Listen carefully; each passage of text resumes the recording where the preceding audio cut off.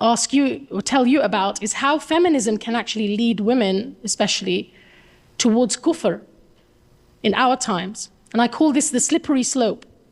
So often, and I want the brothers to be aware of this as well, because you might see this in your daughters. You know, sometimes what starts off as a legitimate grievance, you have a legitimate grievance, a girl has a legitimate grievance. You know, why is it that there's no women's section in the masjid? You know, I would really like to go to the masjid and there's no women's section. Why is it that this oppression is happening in my community or in that place?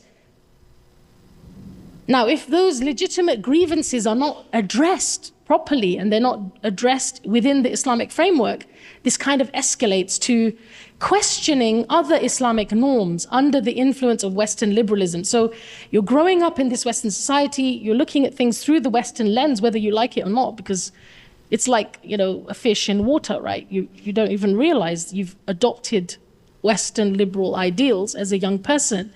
And now you start questioning everything. You start asking, well, why do women have to dress in a certain way and men don't?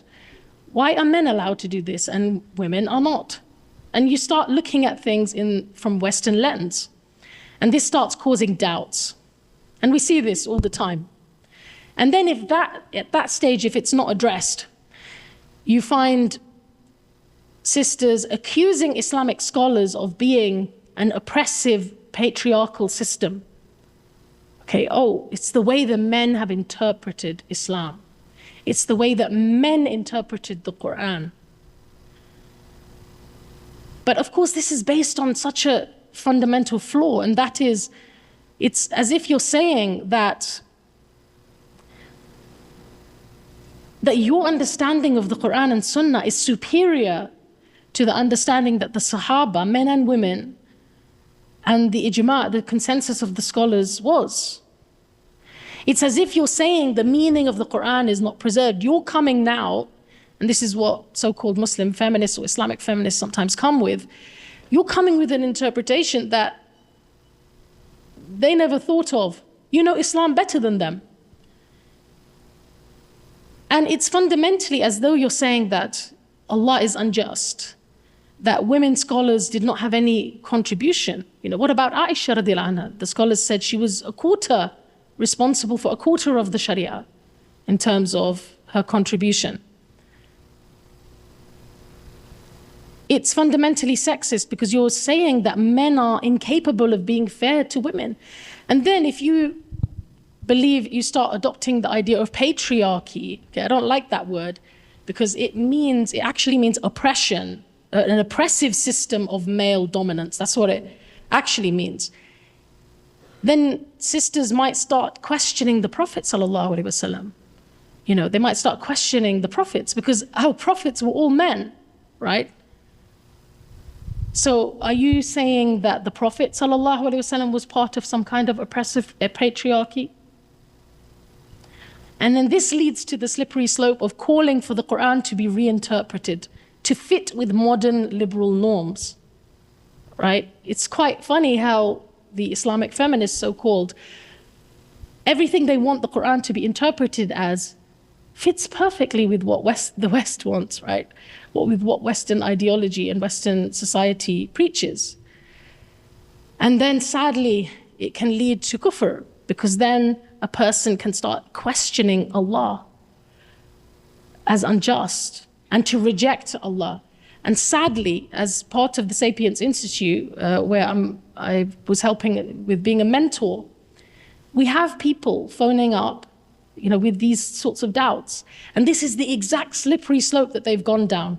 Something starts off with as a legitimate grievance, it ends up with them questioning Allah. So this is why we've got to be very careful. And I will wrap up, inshallah. What do Islamic feminists want? Often they want a new, unprecedented reading of the Quran. Typically, they will reject hadith. Typically, they will assert that traditional Islamic scholarship has a male bias in its interpretation. Of course, it's possible that some male scholars made some statements that are not right, okay, or that seem unfair towards women. But to say that Islam as a system is biased towards women or against women, first of all, it's not true, because there's so much of the Sharia is against men's desires, right? I'm sure men would like to wear silk. I'm sure they would like to wear gold. I'm sure they would like to have days when they don't fast and they don't pray, right? And yet the Sharia seems to be harder on them in many ways. So the answer to the question, do we need feminism, is the same as if somebody was to ask you, do we need capitalism? Do we need socialism or communism as Muslims? There might be some ideas in capitalism, in socialism, in communism that we agree with, right? But we have our own system, a system that was given to us by Allah subhanahu wa ta'ala, the creator, the one who knows us better than we know ourselves, not human beings just fumbling around in the dark trying to find the truth. So just as we would not call ourselves communists or capitalists or any other ists, right? But we might agree with some elements, I'm advocating that we also recognize feminism as an external ideology. Yes, there might be some elements we agree with, but not to adopt it as a label, not to adopt it as an ideology, and to be careful. And so instead of the red pill or the blue pill, I don't know if you know about these terms, red pill and blue pill, it's from the film The Matrix.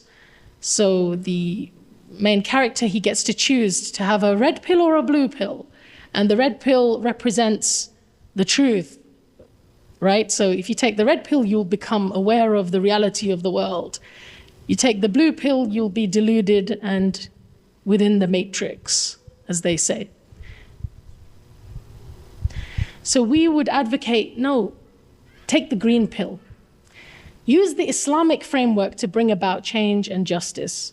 Follow the Creator's guidance regarding men and women. Be at peace with your nature as men and women.